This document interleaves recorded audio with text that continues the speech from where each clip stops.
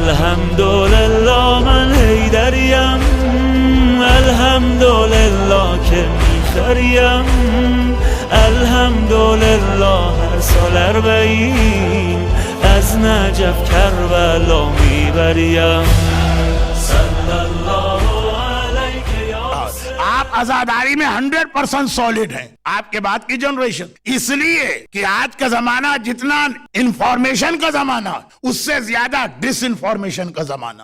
ابھی یہ محرم کا چاند نمودار ہوا، آزادار تو اپنی آزاداری میں لگے، اینٹی آزاداری ایلیمنٹ جو ہمارے اور آپ کے درمیان بھی پلانٹ کر دیے گئے، اور ان کی وجہ سے بیچارے بہت سے یوتھ لیک آف نالج کی وجہ سے ان کی بات مانتے چلے جا رہے ہیں. ابھی ای میل سرکولیٹ ہونے لگیں گے، ابھی انٹرنیٹ کی ڈیفرنٹ سائٹس پر یہ آرگومنٹ اور ڈیبیٹ شروع ہو جائے گی. یہ 14 سینچری کے بعد آزاداری کی اتنی اہمیت کیوں؟ یہ عالم تابوت وغیرہ اس کی کیا ضرورت؟ یہ کالے کپڑے پہننے کی کیا ضرورت؟ یہ آزاداری اس کا نام نہیں ہے، آزاداری کسی کتاب کو پڑھ لینے کا نام.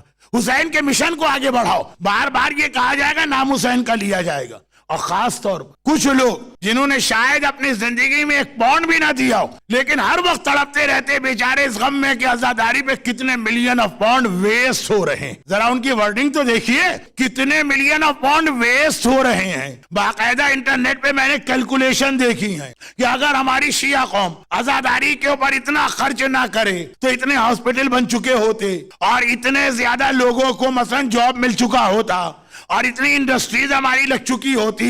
چنانچہ آزاداری کے اوپر خرچے کو کم کرو اور دوسرے کوئی جو ہیلدی قسم کے پروجیکٹ ہے وہاں پہ لگاؤ. اتنا ٹائم آزاداری کو کیوں دے رہے ہو؟ یہ ہے کیا یہ فقط ریچولز ہیں؟ اور یہ بھی دیکھیے کہ آزاداری جسٹ آفٹر حج آتی، ان میں سے ہر چیز، حج کے اوپر بھی سیم کامنٹس اور اعتراض ہو سکتا. حج بھی ایک ریچول نظر آتا، حج پر بھی بہت زیادہ خرچہ ہوتا ہے. اسلام حج کو اتنا اہم واجب رکھا. ایک جملہ میں نے شروع میں کہا تھا نا کہ نارملی پہلی مجلس میں حج کا ذکر کرتا ہوں، لیکن اس سال میں نے اپنی یہ ہیبٹ چینج کر دی. آزاداری کے خلاف نہ صرف یہ کہ پورا سال پروپیگنڈا ہوتا، بلکہ جیسے ہی محرم کا چاند نمودار ہوتا اور آپ حضرات آزاداری کی طرف آتے ہیں، آپ کے یوتھ کو آزاداری سے ہٹایا جا رہا ہوتا اور آپ کو معلوم بھی نہیں ہوتا، آپ کو پتا بھی نہیں ہوتا ان پہ کیا کام ہو رہا. وہ بھی ابھی 50-50 ہٹیں گے، پورے نہیں ہٹیں گے، لیکن اس کے بعد کی جو جنریشن آئے گی.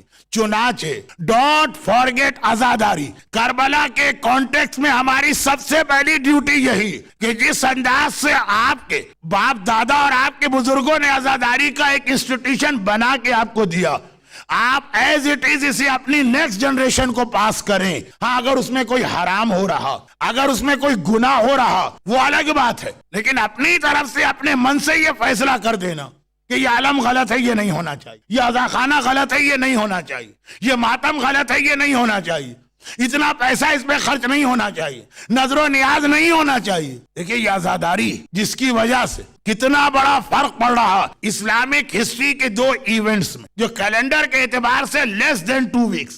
غدیر کا واقعہ بھی اسلام میں اور کربلا کا واقعہ بھی اسلام میں. غدیر کا واقعہ 18 ذی الحجہ اور آزاداری شروع ہوتی ہے چاند رات یعنی 1 محرم. Hardly 12 days. کربلا کے واقعے کے وٹنس کوئی نہیں تھے، صرف حسین کا ایک چھوٹا سا گھر تھا جس میں ایک ہی مرد زندہ تھا، سجاد. اور کربلا کے واقعے کے وٹنس، غدیر کے واقعے کے وٹنس 120,000 مسلمان تھے. اور جیسا کہ ابھی آپ نے انگلش اسپیکر سے سنا کہ رسول اللہ نے امام علی کو اتنا بلند کیا، اتنا اونچا کیا، دور دور تک پورے مجمع نے دیکھ لیا کہ وائٹ انڈر دا آرم پٹ نظر آنے لگا، اتنا اونچا کیا، 120,000 مسلمانوں کو دکھایا.